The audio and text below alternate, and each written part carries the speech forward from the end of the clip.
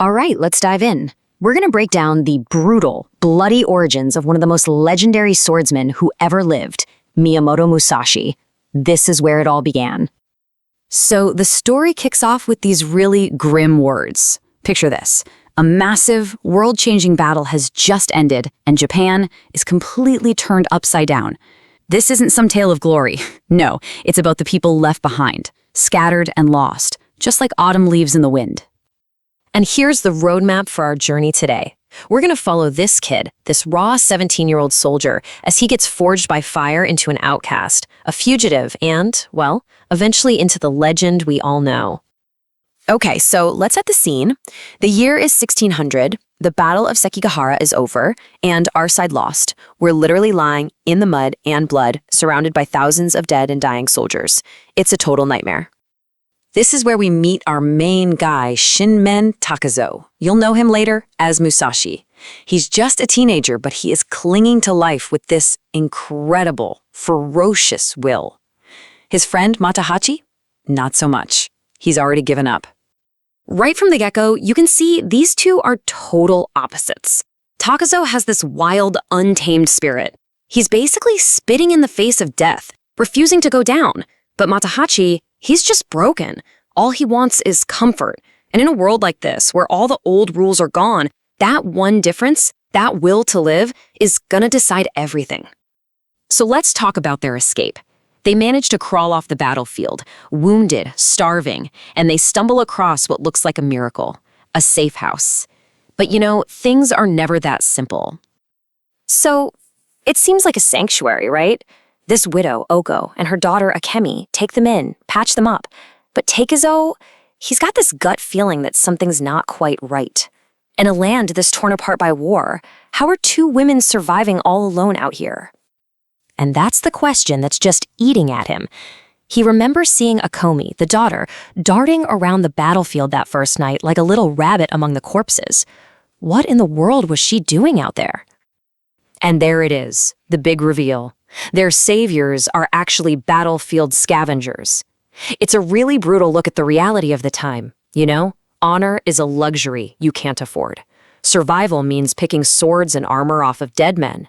So this isn't a safe house. It's the center of a very grim business, and that business is about to get violent. And yeah, that violence shows up pretty damn fast. A living like that is bound to attract the wrong kind of attention, and it forces Takezō into his first real life-or-death fight since the battle. Meet Tsuji Tenma. This guy is a monster, the leader of a local gang, and he sees that battlefield as his own personal piggy bank. He's not happy that Oko has been helping herself to his property, and he's here to collect. So Tenma and his thugs bust in, and you know a fight is coming. But get this, Takezō doesn't have some legendary katana. Nope, he's holding a wooden practice sword. That's it. He's about to take on a killer with a piece of wood. And what happens next? Wow. It just shows you the raw power inside this kid. He doesn't just beat Tenma, he absolutely demolishes him, crushes his skull. It's not a fancy duel, it's savage and quick. It's the animal inside him coming out. And that instinct is going to be way more important than any sword school could ever teach him. Okay, so Takezō has proven he's a force to be reckoned with. But his next big test? It's not going to come from an enemy's blade. It's going to come from his best friend's weakness. So, with Tenma dead, his gang is obviously going to come looking for payback. The widow, Oko, she's smart, and she sees an out. She plays on Matahachi's fears, his desire to just be safe and comfortable, and convinces him to run off with her and Akemi and just leave Takezō behind to deal with the mess. Can you imagine? Takezō wakes up and they're just gone. The only trace of them is a little red comb that Oko left behind. That one little object just screams betrayal. Betrayal from the women who saved him, and worse, from the friend he fought and bled with. He is totally, completely alone now. But the betrayals aren't over yet. Not even close. Takezō makes his way home, not for a warm welcome, but just to tell his friend's family what happened. He's expecting them to be angry, sure, but what he finds is so much worse. He finds out his own hometown is now his enemy.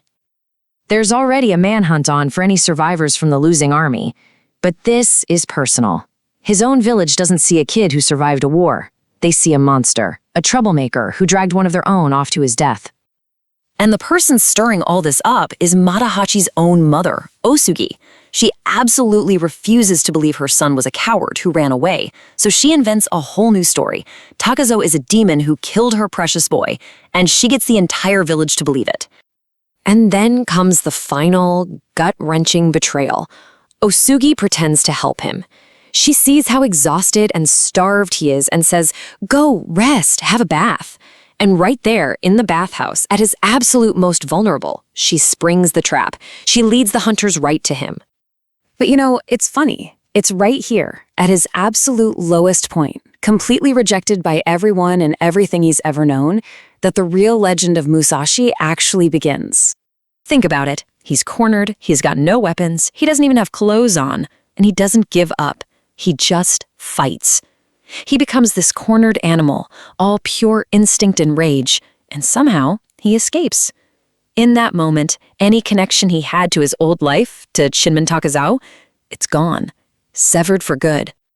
And here's the proof. The boy named Shinmen Takezō is dead. In his place is just a name on a bounty notice, a fugitive worth 10 fields of rice. His own home didn't just disown him, they literally turned him into a hunted outlaw. And that right there sets the stage for everything that comes next. When you're betrayed, you're alone, and the whole world is hunting you, you're finally free to walk your own path. And for him, that was the path of the sword, the path that would lead him to challenge everyone, to become a legend, and to forge a new name for himself, Miyamoto Musashi.